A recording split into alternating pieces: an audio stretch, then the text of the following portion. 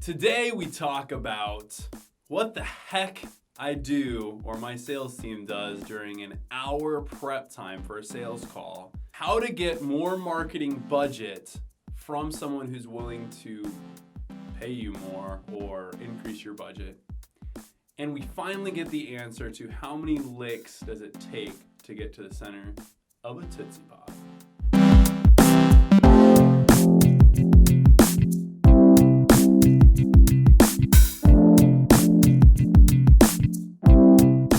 Hey, how's it going? Today we are on UNCW's campus on this beautiful day. I'm talking to a couple classes here about networking and some other random topics they asked me to come and share about. So I figure it might be a good opportunity to shoot another one of the Talk Inbound videos.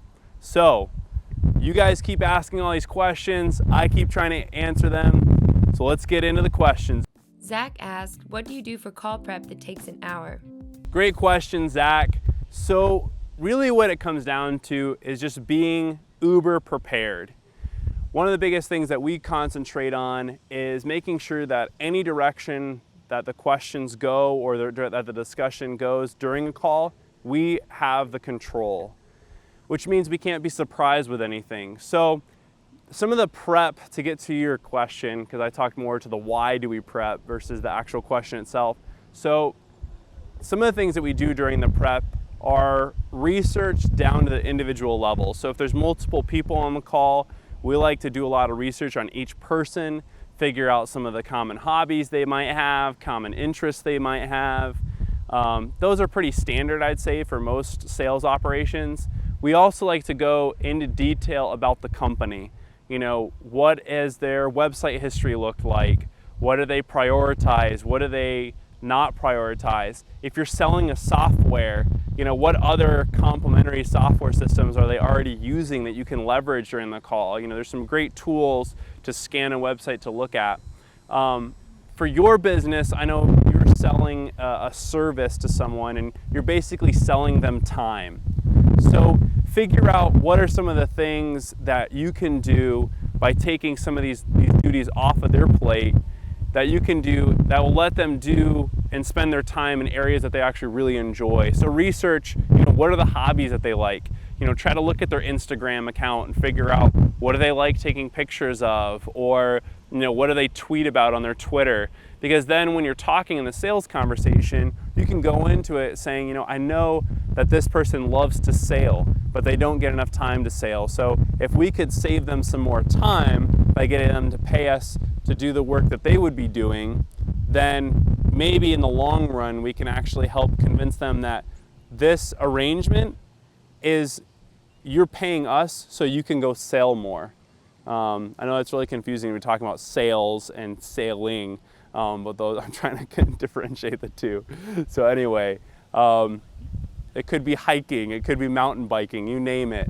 Basically center in on what is their goal and what is their focus. In order to truly do that, you have to do a fair amount of research.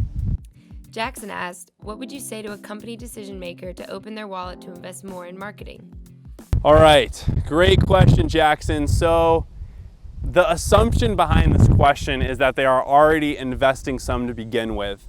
Because obviously if we're trying to convince them to invest for the first time, it's a completely different conversation based on completely different things. Since the question is worded investing more, and meaning they are investing some, you really have to just go back to metrics. You know, what is providing the best value? You know, what are things that are actually providing value and contributing towards an ROI? And I say towards versus to a direct ROI because there's a lot of things that we've deemed, like this show for an example. You know, I could spend my time doing something else right now than recording videos like this, but I know that the ROI is to come down the road, not necessarily right now. So, you know, there's some things like that that we can measure it and we can see that it's moving us towards ROI. And you have to do the exact same thing when you're talking with a decision maker and figuring out, you know, what are activities that are critical that you're doing right now that are impacting the bottom line or are showing that they will impact the bottom line down the road. Biggest example of that is looking at what they're currently doing and then check that with stats to see if is there any stats that prove that that money could be better utilized in different areas. So I think that would be the first place to start, really. Honestly, Jackson, is the metrics.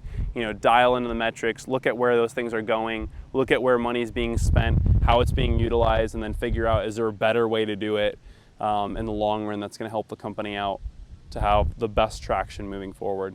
All right, so Luke, I did not forget about your question. Unfortunately, based on all the things going on, I've had to do some other research, so I decided to kind of phone a friend on this one, and I'm gonna use good old trusty Google, so let's try this out here. How many licks does it take to get to the center of a Tootsie Pop? Greater than candy, a group of engineering students from Purdue University reported that its licking machine, modeled after a human tongue, took an average of 364 licks to get to the center of a Tootsie Pop.